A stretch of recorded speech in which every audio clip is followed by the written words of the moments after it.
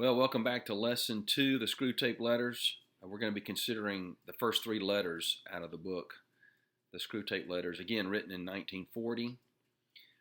The idea came to Lewis after the night before hearing a speech by Hitler over the radio, and he found Hitler to be convincing, even though he knew in his mind that what Hitler was saying was false. It was the manner, the conviction in which Hitler's speech was given that gave Lewis this understanding of how easy it would be to believe a lie. And then the next day, he's in worship, and his mind begins to wander, and he conceives of this idea. And all of this was communicated in a letter he wrote to his older brother, warning. So he wrote this book in 1940, which was originally a series of magazine articles in a magazine called The Guardian.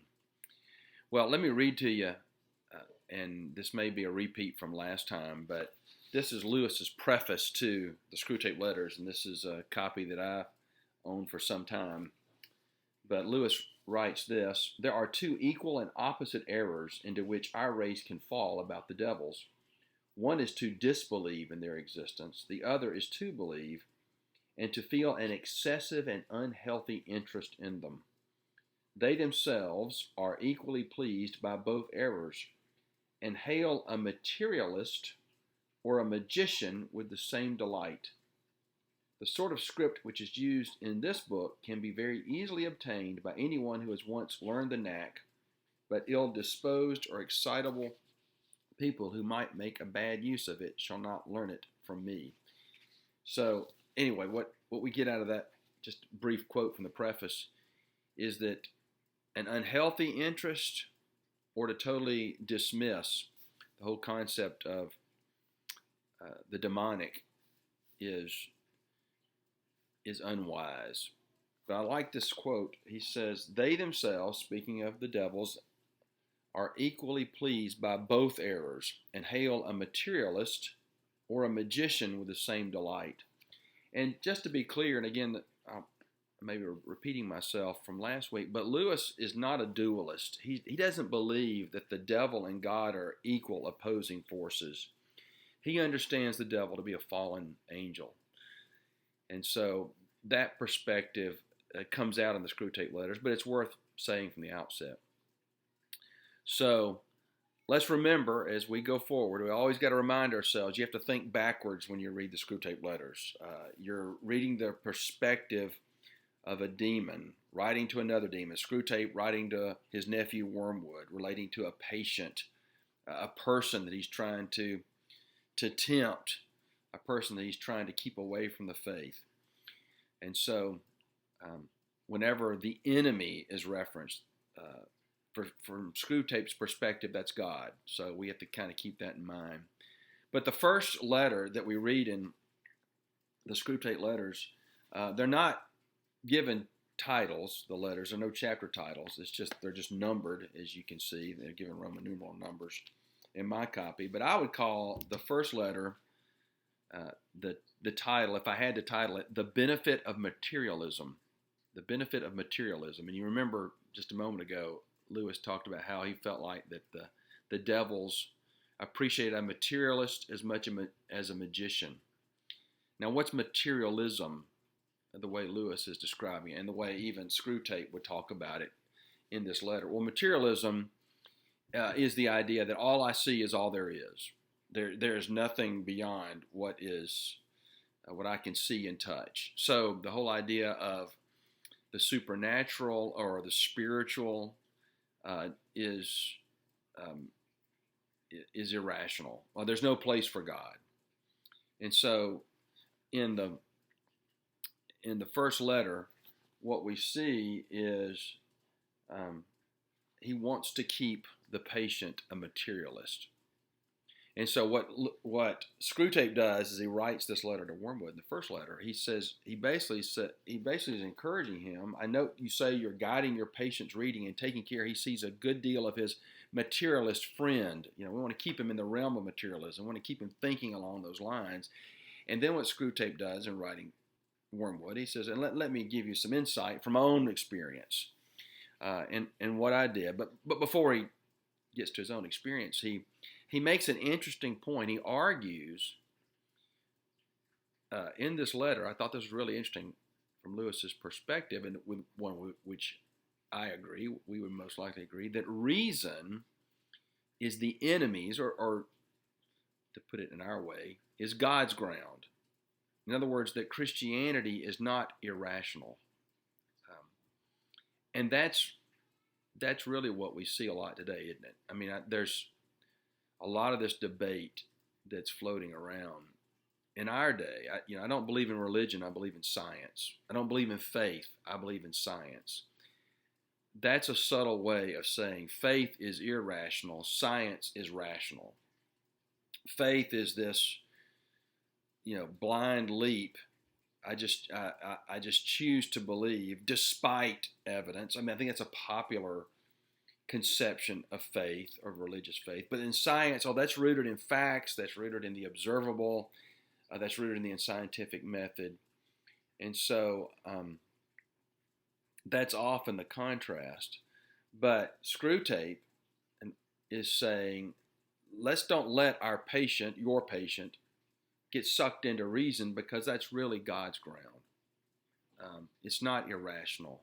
In fact, when Screwtape relies on his own past, his own experience, he basically talks about how one of his patients was in, I believe in the, if I can reference the book here, was in the museum, and was having that his patient began to. He was in the British Museum. That's right. I'm referencing page 9 in my copy, and he began to seriously consider perhaps spiritual things. And so Screwtape's tactic in that moment was to get him thinking about lunch. Basically, to get his mind off of serious thoughts and to get him distracted, get him thinking about the ordinary.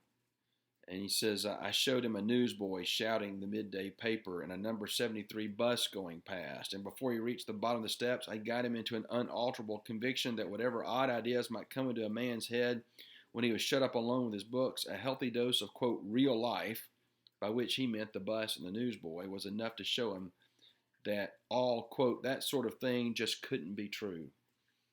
So, Screwtape is using the tactic, and one that we can think through, how that serious contemplation of life and its meaning, rooted in Scripture, is dangerous from a Screwtape, a demonic perspective. I've always appreciated Francis Schaeffer's phrase, true truth, that Christianity is true to the way the world is. And Schaeffer says in his writings, I was just reading a quote just a moment ago from He Is There and He Is Not Silent, that God has revealed himself truly, not exhaustively in Scripture, but he has revealed himself truly. It is true to the way the world is. The Bible does explain why there is personal and not the impersonal. The world would say that our existence came about time plus chance yielded an intelligible universe. And a biblical worldview says, no, that's not true. And really, that's true to the way the world is. The world is full of order. The world is, the reason we can even have a scientific method to begin with is because of that the world has an intelligent design, if you will. I was thinking as I read that chapter about some of the great scientists in history had a biblical worldview. A name came to mind, Johann Kepler. He was a physicist. He formulated the laws of planetary motion that ultimately served as a foundation for Newton's theory of gravity. So he predated Newton, but what drove him in his discovery was a biblical worldview. That a biblical worldview pushed him to be a scientist. Basically, what a person of science is doing is seeing there's a God who created this world, who gave it order, and I'm seeking to understand this orderly world. The reason why water will boil at 212 degrees Fahrenheit today, the reason why it will do so tomorrow and the day after that and the day after that is because there's an orderly world that the God of the universe has created. So it's interesting how in this first letter, Screwtape says we need to keep the patient, your patient, thinking that all he sees is all there is, when really there's much more to the world that fits the way the world is. So that's the first letter, the materialist.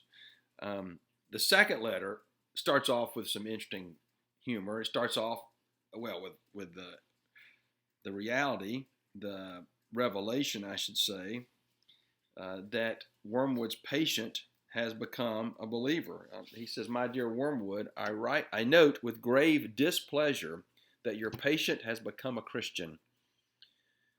Do not indulge the hope that you will escape the usual penalties. Indeed, in your better moments, I trust you would hardly even wish to do so." So it's just kind of a little interesting humor. And another thing, let me just jump off on this for a moment before we get back to the letter. It's interesting how Lewis perceives of hell, of the demonic world, to be a vast impersonal bureaucracy. I mean, that's this trading of memos and this total impersonal bureaucracy that he perceives to be hell. Again, you don't want to take too much theology out of this is a work of fiction, but for Lewis, that's just the ultimate measure of the impersonal and discouraging this vast bureaucracy that is hell. But anyway, Lewis makes this point, or Lewis through Screwtape, says early in this book, he basically Screwtape counsels Wormwood not to be too worried. He says there's no need to despair over the patient's conversion. Hundreds of these adult converts have been reclaimed after a brief sojourn in the enemy's camp and are now with us. And when I read that quote, I thought, well, someone might read that and think, well, is Lewis teaching that someone could conceivably become a Christian and then, in the language that we often use, lose their salvation? Is that what he's teaching? Well, no. I think what Lewis has got is really thinking of, and rightly so, is explaining the parable of the soils.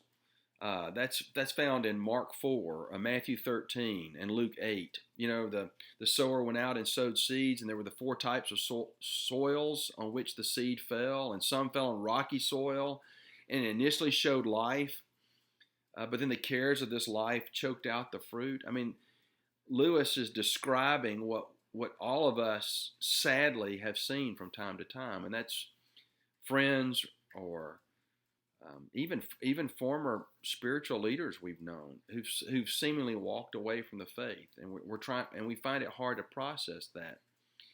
And so what the Bible teaches is that genuine faith perseveres, and not that genuine faith is perfect faith or that Christians are perfect people, but there can be those who seem to be Christians, but there was never a true, genuine conversion that took place. I think that's what Lewis is describing here when he makes that comment through Screwtape in the Screwtape Letters. But then he goes on in the second letter to talk about the church, and he uses the church, the capital C, and Screwtape says the church can be our ally. Now, he can be a friend of theirs in discouraging faith. Now, what's he talking about there? Well, then what he gets into is he wants to contrast, and he does contrast, the ideal of the church with the reality of the church. The ideal of the church with the reality of the church. And he says, we want reality to crush expectations. And then he uses an analogy, Screwtape. So it's kind of like marriage. You go into marriage with the ideal of every day being a greater day of marital bliss than before, but the reality of living together hits. And there's all kinds of the reality of life, the realities of life. And so the trouble that Screwtape says, Wormwood, what you want to avoid is you want your patient to be more dependent on their emotions and feelings about the church, because the less dependent they are upon their emotions and feelings, the harder they are to manipulate and to control. And so, he talks about seeing the grocer, and he uses a rather British expression that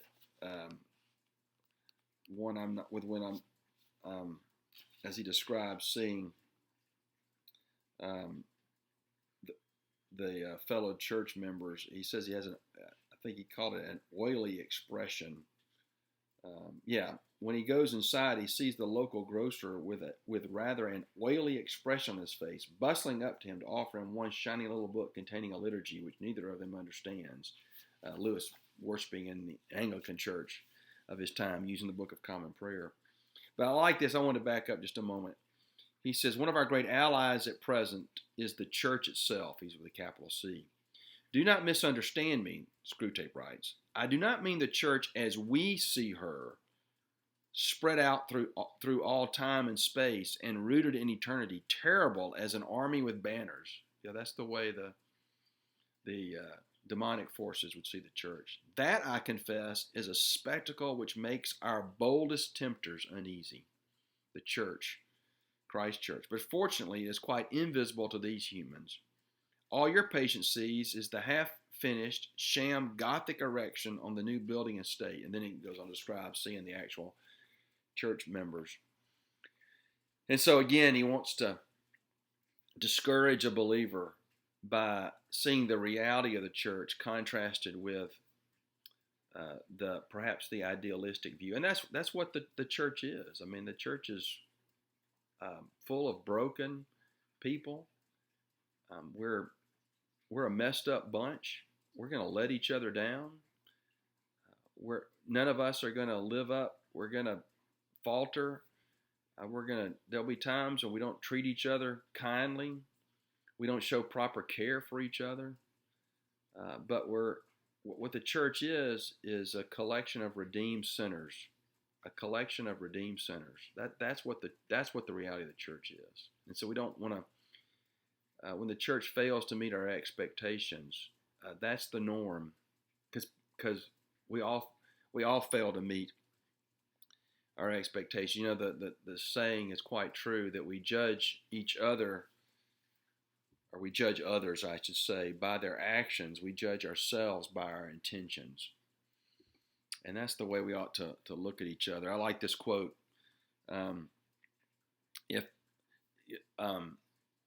Screwtape says, we want to keep a Christian from thinking like this. And so here's the quote. If I, being what I am, can consider that I am some sense a Christian, why should the different vices of those people in the next pew prove their religion is mere hypocrisy and convention? In other words, if I've got all these problems, if I've got all this hypocrisy in my own life where I fail to live up to my own expectations, why should I expect that from anybody else in the pew next to me?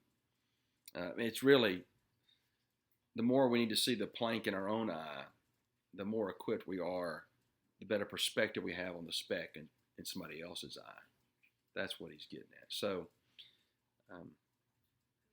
Screwtape, I think, helps us. Lewis, writing through and speaking through the mouth of Screwtape, I think gives us patience with our own expectations for the church, how we're going to let each other down. And the church is going to let us down. The church may have let you down, even in the midst of this crisis.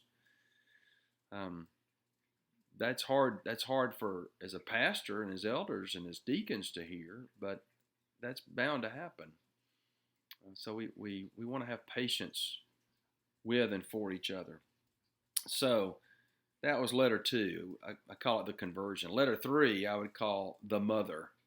And this is where I think Lewis's insights in the Screwtape Letters come through so well and so clearly, because he really does do a great job understanding the nature of interpersonal relationships. And he talks about how Wormwood's patient lives with his mother. And here are ways to cause problems in that relationship. And he gives 4 strategies, Screwtape does, for Wormwood to employ. Um, what are those? What are those strategies? He says, first, you ought to encourage your patient to have an unhealthy focus on the inner life, an unhealthy focus. I've heard it called morbid introspection. He says, have your patient so focus on his own character and his own motivations that he misses what's plainly obvious to everyone around him. So an unhealthy focus on the inner life. I mean, and of course, the challenge of being a believer is to have a consideration about the inner life at all. Not to be the materialist, but an unhealthy focus on the inner life. That's what's dangerous. And then secondly, he says, here's another strategy to employ: an ineffective prayer life toward the mother. And I thought this was really interesting. He said, have him praying for her soul and not her rheumatism. Have the patient praying for his mother and praying for her soul and not the rheumatism. In other words, have your patient, this young man, consumed with praying about his mother's sins and her sanctification, so that over time he just begins to dwell on those sins. I think that's very insightful. Miss some of the obvious, miss some of the needs that she has in order to focus on her sin, so that over time he's just always, it's a hyper-spiritualized form of prayer for the mother. And then another strategy is to encourage this patient to be incapable of overlooking minor offenses to the point where he's always assuming the worst. And then I think in that letter, he says, hey, you need to work alongside another demon named Glubos.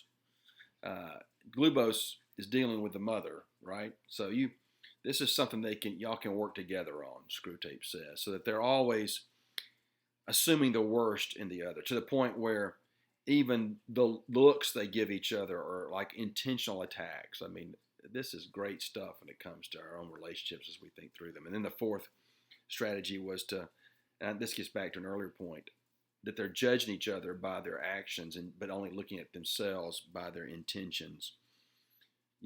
An over-attention to tone and the way things are said. Like, for example, he's encouraged this type of thinking. I simply ask her what time dinner will be, and she flies into a temper.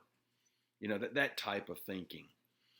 And these are all strategies meant to disrupt relationships and to cause problems. And then Screwtape talks about, here's another strategy, another way of attack to encourage, in regards to the mother, the jealousy that she might have in seeing a change in her son that maybe she didn't encourage, herself maybe perhaps not being a believer, or herself maybe having never encouraged involvement in the church, the means of grace. And I thought this was an interesting phrase used near the end of that third letter. Remember the elder brother in the enemy's story. Remember the elder brother in the enemy's story. What's he talking about there? He's talking about that the story of the prodigal son. And what was the elder brother like? The elder brother didn't rejoice in the conversion of the younger brother. He didn't rejoice in the repentance of the younger brother. He was angry. He felt almost like it was unjust that the father would celebrate the younger son's return in that way. And so the Screwtape says, encourage that attitude in the mother. So there's a lot of insight and a lot of good humor in the Screwtape letters. So I found these 3 letters to be helpful, and I'm sure we'll find the rest of them helpful as well. So look forward to looking at letters 4 through 6 next time.